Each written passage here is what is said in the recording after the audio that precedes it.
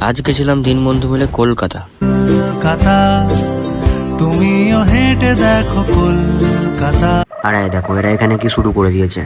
मजा आया। তো আমাদের ডেস্টিনেশন খন্ডান থেকে লোকাল ট্রেন ধরে রওনা দিলাম। কলকাতা তুমিও হেঁটে আর এই গরমে এতটা বোরিং লাগছিল যার জন্য নেমে গেলাম শ্রীরামপুরে। শ্রীরামপুরে এসে দেখি কলকাতা বাজার।